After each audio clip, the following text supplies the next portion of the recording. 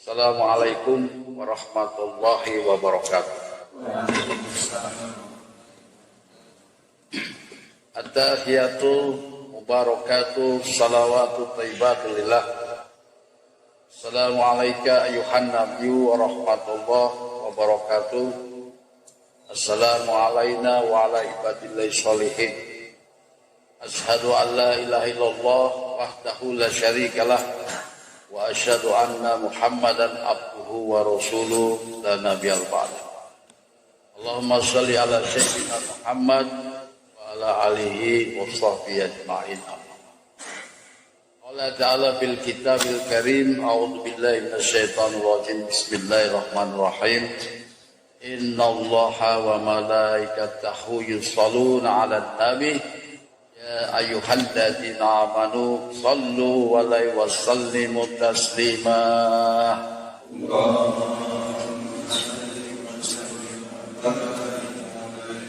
Shadaqallahul azim. Mas sekalian, insyaallah dirahmati dan dimuliakan Allah. Alhamdulillah, syukur kepada Allah dengan ucapan alhamdulillahirabbil alamin. Dan salat telah kita haturkan kehadirat Allah dan salam thayyibah kita, salam yang terbaik. Ya, kita sampaikan salam kita kepada junjungan Nabi kita baginda Muhammad Rasulullah sallallahu alaihi wasallam serta keluarga dan sahabat. Tahiyatul mubarakatuh salawatu thayyibatu lillah dan seterusnya. Ini adalah salam yang terbaik. Kenapa yang terbaik? Ini diucapkan oleh Allah pada saat baginda Muhammad Rasulullah berada di Rafiul A'la. Pada saat diperjalankan dari Masjidil Haram ke Masjidil Aqsa, dari Masjidil Aqsa ke Baitul Maqdis. Di sanalah mana seorang hamba dekatan langsung dengan Allah, zat Allah. Jibril pun tidak bisa sampai pada titik. Situ disampaikan salam thayyibah. Tahiyatu mubarakatuh salawatu thayyibatu lillah. Allah menyampaikan assalamualaikum terusnya. Sehingga apa? Salam ini dipakai oleh ajaran kita, oleh guru kita, oleh Imam Awad. Jadi ajaran yang terbaik, jadi salam yang semoga dengan kita menyampaikan salam kita, salam thayyibah kita kepada Allah, kepada baginda Muhammad Rasulullah, dan juga kepada orang-orang soleh, kepada para wali Allah, insyaallah ilmu ini menjadi syah dan mendapatkan inspirasi daripada alam mukharabun. Insyaallah, amin ya rabbal. Selanjutnya, saudara sekalian, marilah kita dengarkan lantunan ayat suci Al-Quran yang dibawakan oleh Ustaz Yusuf sebagai pembuka majelis ini. Dipersilakan. Bismillah. Assalamualaikum warahmatullahi wabarakatuh.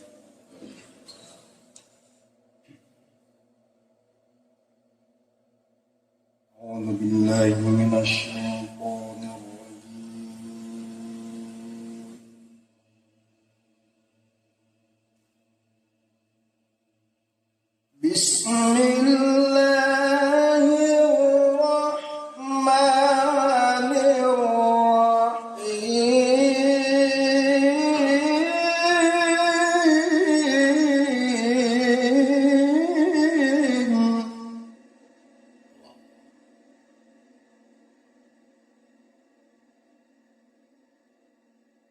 إذ قال إبراهيم رب أرني كيف تحيي الموتى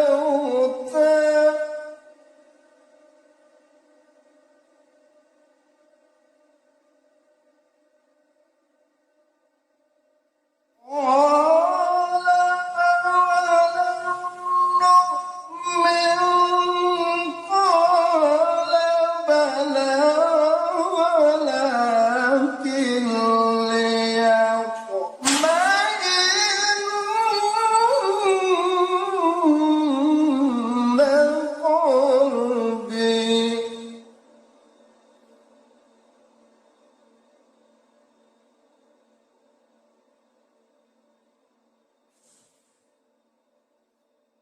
قال فخذ أربعة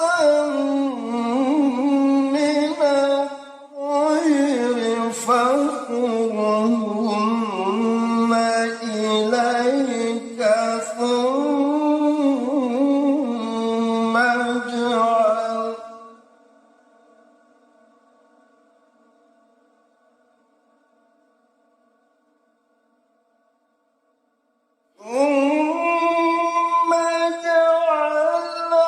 على كل جبل منهن جزءا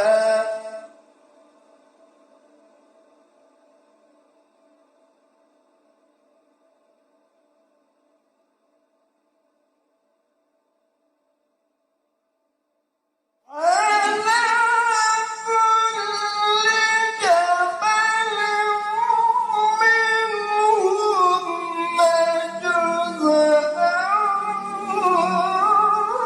ثم ادعوهن يأتيك سعيا واعلم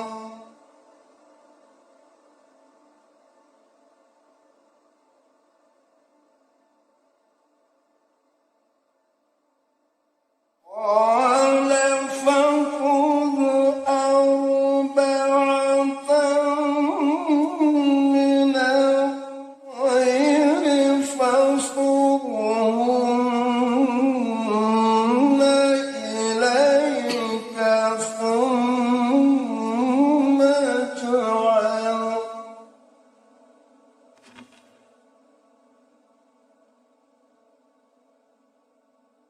ثم اجعل على كل جبل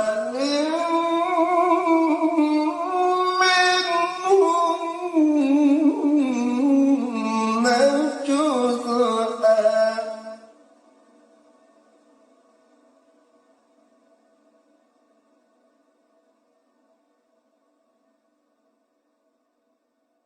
وعلى كل جبل منهن جزءا ثم ادعوهن يأتينك سعيا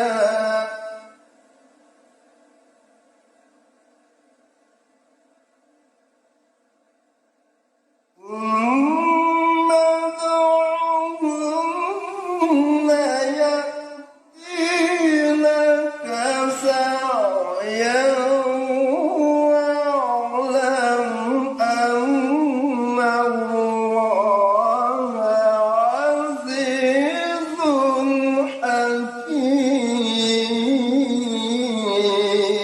حكيم صدق الله العظيم.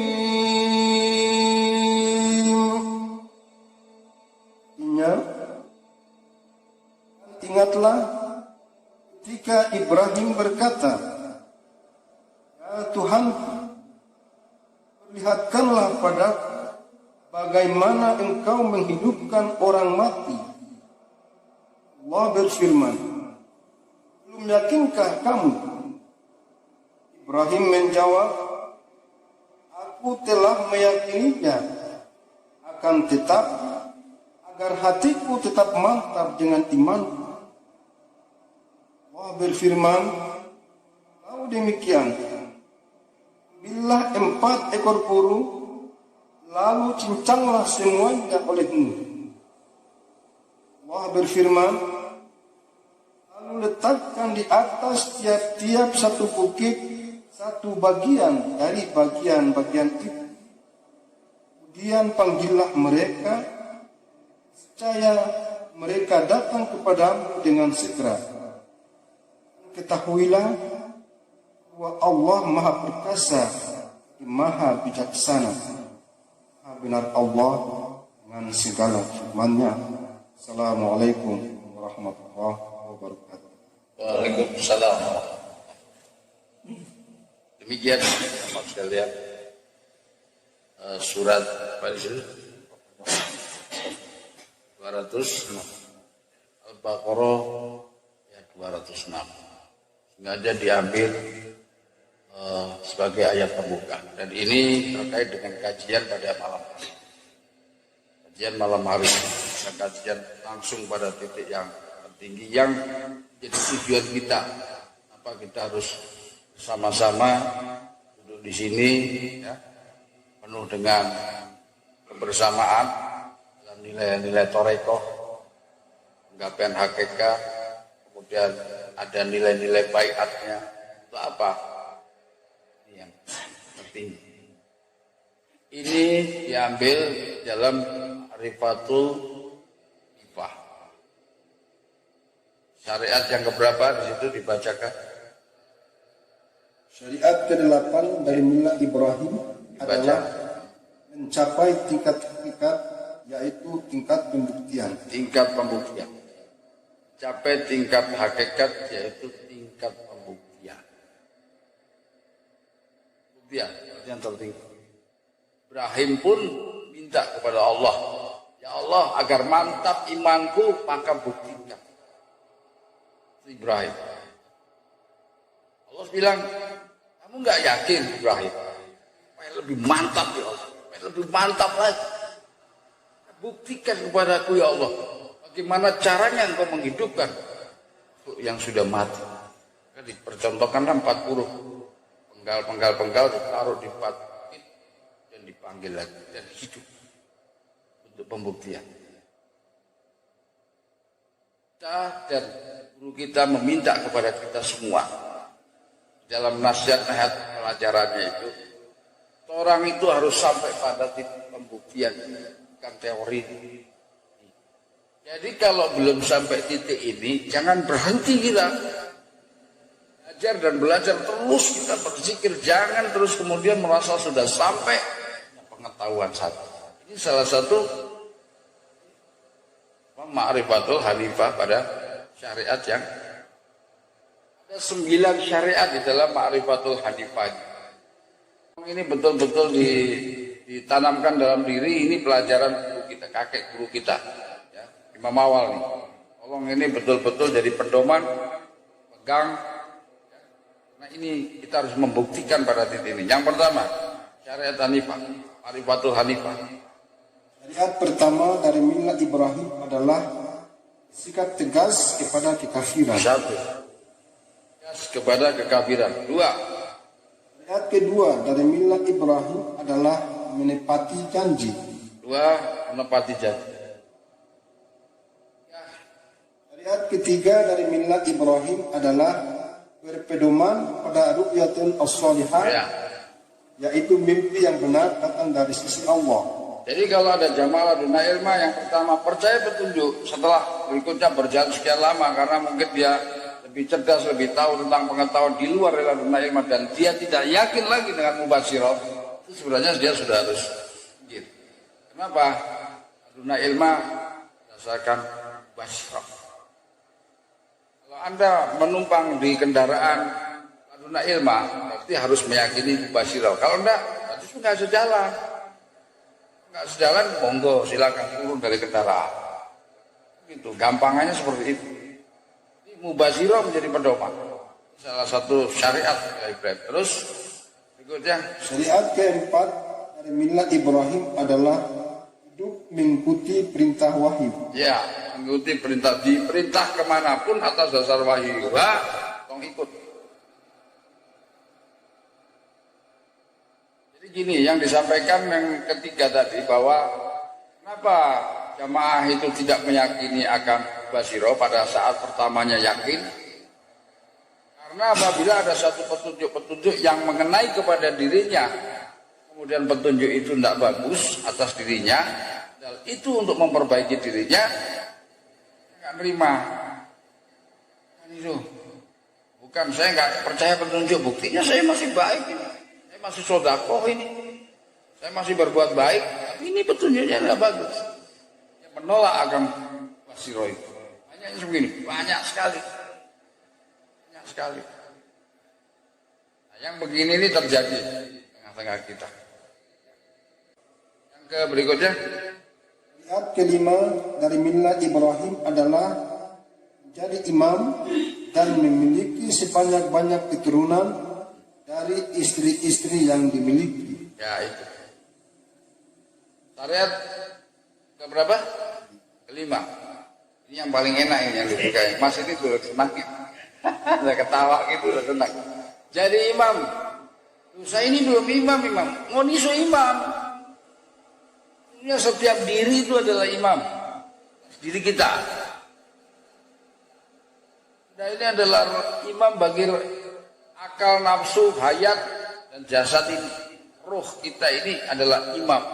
Kalian akan bertanggung jawab di hadapan Allah kelak atas apa yang saudara lakukan. Tidak main-main kita ini. Jadi imam kita. Imam kedua adalah imam bagi anak dan istrinya. Bagi yang sudah nikah. Keluarga. Ini penting.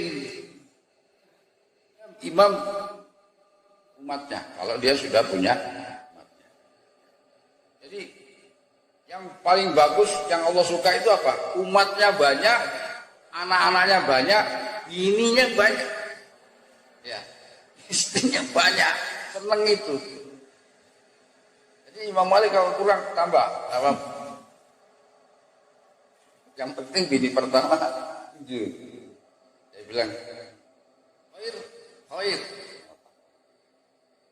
Saya khair kalau ada 10 miliar, kasih dia. Banyak. Itu syariat kelima. Bismillah. Yang penting mampu dan adil. Kalau nggak adil satu saja, ya. Kalau mampu satu. Lanjut. Syariat keenam dari millah Ibrahim adalah perlihatkan malakut, yaitu kekuasaan atau kerajaan Allah di langit dan di bumi. Kalau ini sudah hampir rata-rata lihat. Basiro, ada yang melihat neraka, mungkin ada melihat surga, ada melihat Baitul Makmur. Kemarin siapa yang cerita ada bawa sampai di masjid yang berwarna kuning, ya, itu masjid di Baitul Makmur. Saya katakan itu ada berapa orang, ya. Kalau nggak salah Imam Rusdi atau siapa itu sampai di masjid situ Imam. Nah, ada yang nggak bisa masuk, ada yang nggak mau naik, ada yang nggak bisa masuk sampai di gerbangnya saja. Bisa masuk ke dalam ke masjid Baitul Ma'mur.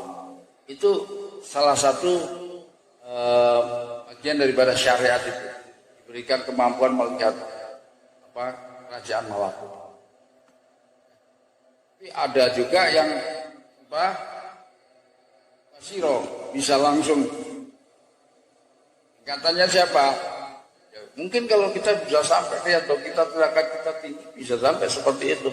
Syekh Abdul Qadir Al-Jalani bisa seperti itu. Jadi sholat di Baitul Ma'mur, habis itu turun lagi ke bawah. Sholatnya naik lagi ke Baitul Ma'mur. Itu luar biasa sekali. Kalau ngoni pingin seperti itu, kejot. Apalagi yang masih muda-muda, bisa kan? Wah ini bisa terjadi seizin Allah. Oh, itu kan zaman dulu, Syekh Abdul Qadir, kita nggak bisa. Nah, kalian berpikir tidak bisa, itu makanya nggak bisa. Allah sesuai prasangka hambanya, karena prasangka kita nggak mungkin itu. Bulan aja kita nggak bisa singgah, apalagi Baitul Makmur. Ya, maka nggak mungkinnya kalian akan dibikin oleh Allah nggak mungkin tadi. Kalau memungkinkan bisa, kalau Allah berkehendak nggak bisa. Semuanya bisa terjadi. Syariat ketujuh dari millah Ibrahim adalah mampu menghadap Allah dan mendapat petunjuknya. Ya. Terus Syariat ke-8 dari millah Ibrahim adalah mencapai tingkat hakikat, yaitu tingkat pembuktian. tadi disampaikan, dan yang ke-9 adalah Syariat ke-9 dari millah Ibrahim adalah memiliki karya-karya besar dan ilmu-ilmu yang tinggi. baik. Jadi saudara sekalian, pembuktian ini ayo kita harus segera dapatkan. Ya. Minimal apa? Melatih pembuktian atas ilmu yang kita pelajari, atas ilmu yang kita minta kepada Allah, atas ilmu yang Allah turunkan kepada diri kita. Rabbi zidni ilma, ya Allah tambahkanlah ilmu dalam diri kita. Saudara berzikir ayatul kursi, semua sudah berzikir. Subhanallah walhamdulillah wala ilaha illallah Allahu akbar la haula wala quwata illa billah. Yang sudah dizikirkan pasti ada yang jadi. Nah, kalau ada yang jadi itu tentunya ada yang nempel di dalam dada kita. Ingat bahwa Al-Quran itu diturunkan oleh Allah di dalam dada kita, bukan di akal kita. Di dada di mana? Diletaknya di dalam ruh, ya bukan di dalam ruhnya, tapi dia membungkus kulit ruhnya. Ya, dia membungkus kulit ruhnya. Dan ruh, Al-Quran itu ruh. Al-Quran itu cahaya dan ruh. Kalau ruh berarti dia hidup. Hidup berarti bisa diajak bicara. Maka latih pembicaraan ruh kita, ruh insani kita dengan ruhnya ilmu ini.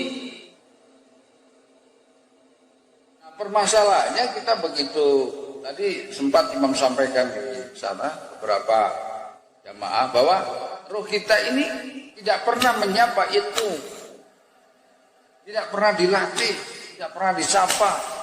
Biarkan saja ilmu itu ada, enggak, dan diajak bicara. Sehingga dia bisu, tuli, dia akan berdiam diri.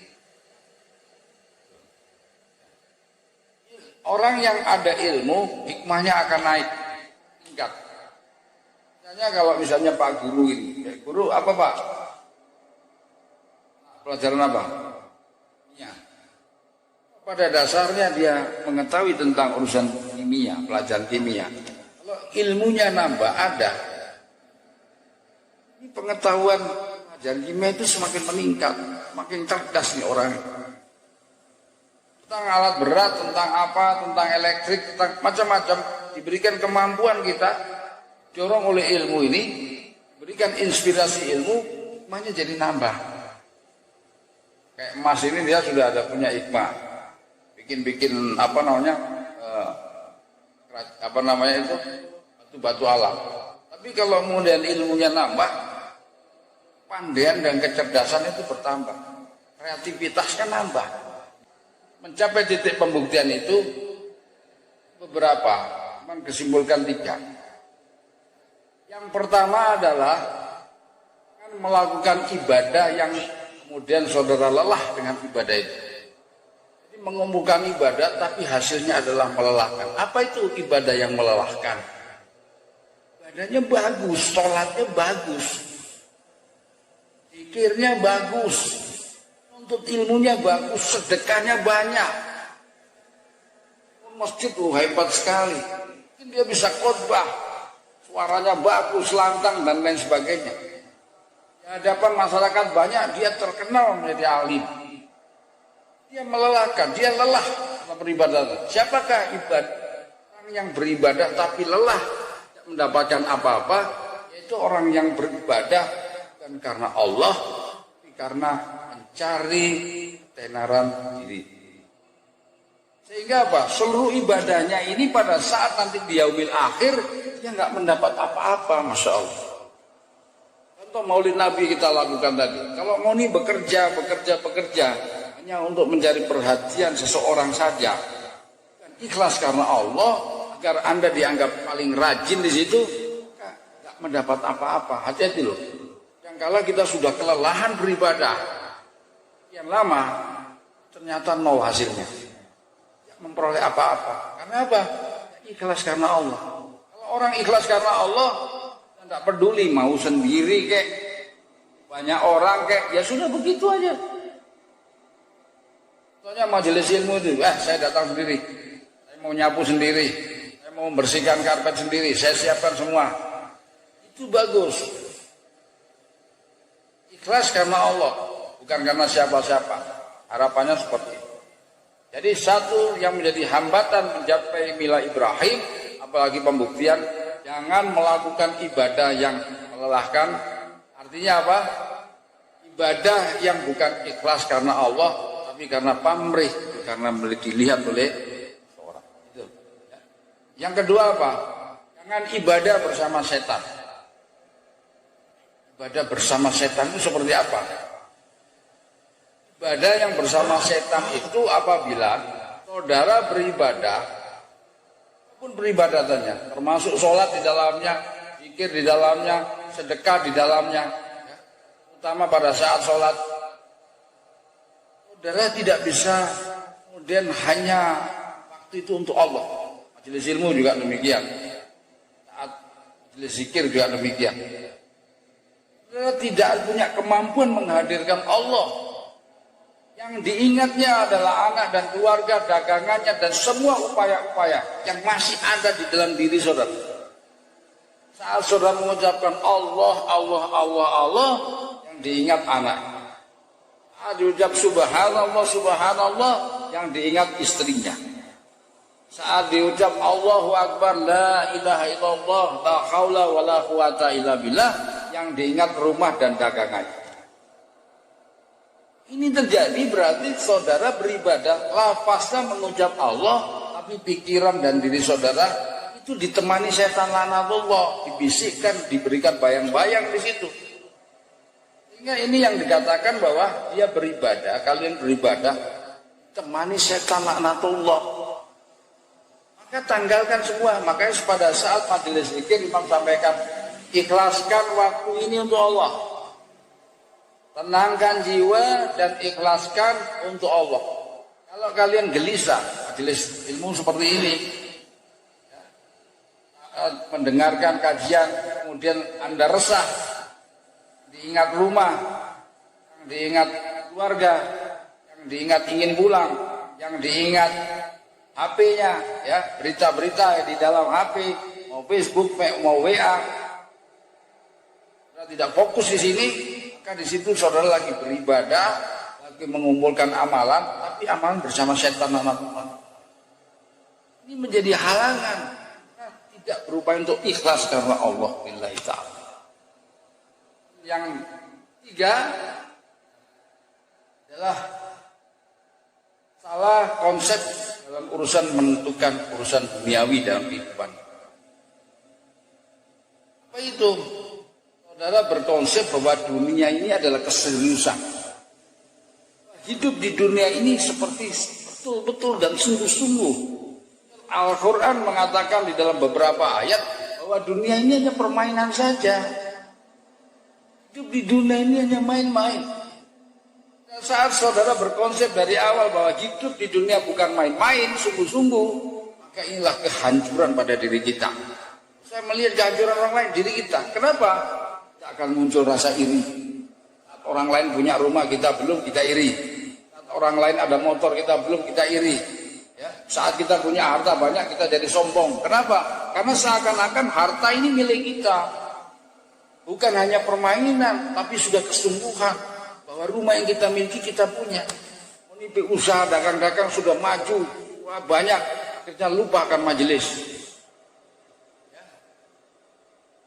Ilmu lupa dan lain sebagainya, lebih senang di tempat dagangan itu aja, senang di tempat usaha itu, lebih senang di kantor aja dengan alasan mau lembur dan lain sebagainya. Seperti itu konsepnya adalah kalian anggap serius kehidupan dunia ini.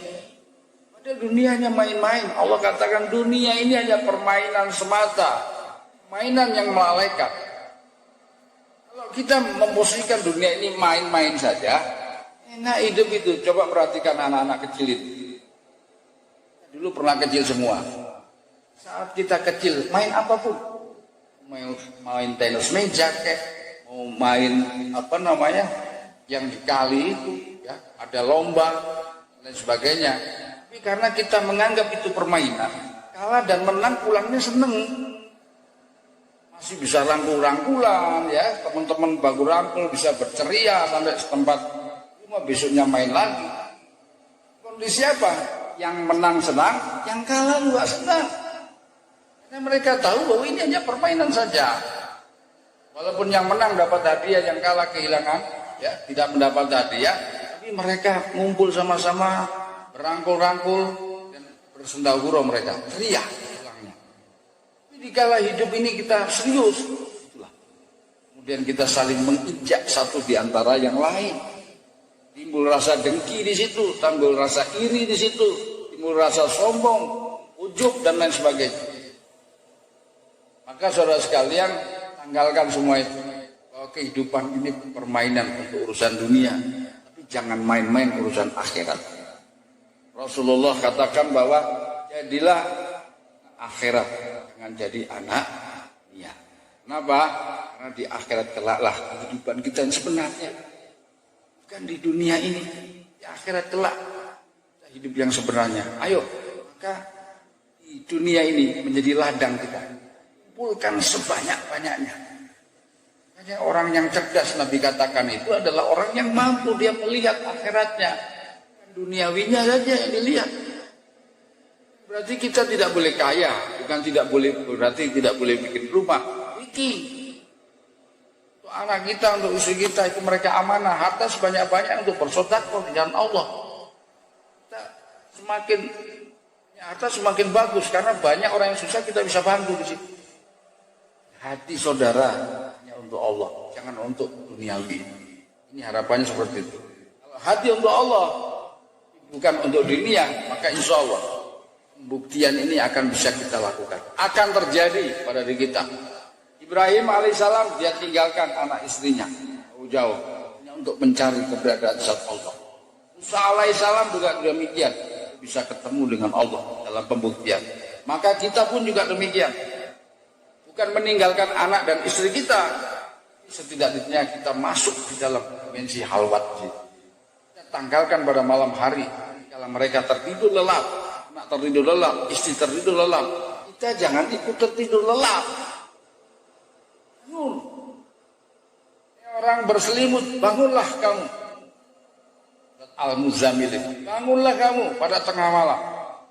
Bacalah ayat di sisiku, aku berikan perkataan yang berat kepadamu. Kamu coba baca pelan-pelan. Ini orang yang berselimut, bangunlah, bacalah ayat-ayat secara perlahan, tartil di situ. Kenapa? Kalau kamu baca tartil di situ, maka aku Allah akan menurunkan perkataan yang berat. Perkataan berat itu wahyuhan. Perkataan berat itu Allah. Itu nur Allah, itulah Al-Quran. Sampai Rasulullah pun kedinginan, menggigil. Sampai ontanya Nabi pun pada saat wahyu itu diturunkan, roboh kakinya, tidak bisa bergerak, metar karena kekuatan nurul. Pada saat ayatul kursi diturunkan dengan kilat yang sedemikian tinggi, bumi pun tergoncang karena kekuatan ayatul kursi yang diturunkan kepada bumi. Bumi pun nggak sanggup memikul kekuatan nur ayatul kursi. Luar biasa sekali. Maka ini menjadi semangat kita. Mudah-mudahan kita tidak bebas dalam urusan duniawi tadi. Jadi karena dunia ini hanya permainan dalam urusan materi ini, urusan akhirat kita harus kesungguh. Ya. Kemudian yang kedua, jangan kemudian kita beribadah bersama setan. Artinya kita ibadah terus bisikan-bisikan itu tetap ada. Kita harus lepas bisikan itu dengan cara apa? Mengikhlaskan waktu dalam ibadah. Ya. Ini yang terpenting. Dan yang ketiga adalah janganlah kemudian kita menjadi orang yang lelah dalam ibadah. Yaitu kita ibadah banyak, tapi bukan karena Allah, tapi hanya karena pamrih, ingin dipuji oleh orang. Mudah-mudahan ketika ini kita terhindar oleh Allah, ya, hindarkan hal yang demikian. Kita dilindungi oleh Allah, kemudian kita disampaikan kepada nilai pembuktian pada Ma'rifatul Hanifah, mana beberapa syariat-syariat yang terterang, ya tertuang di dalam syariat Mila Ibrahim 1 sampai 9. Mudah-mudahan kita bisa menyampaikannya. Insyaallah. Amin ya rabbal alamin. Akhirul kalam. Assalamualaikum warahmatullahi wabarakatuh.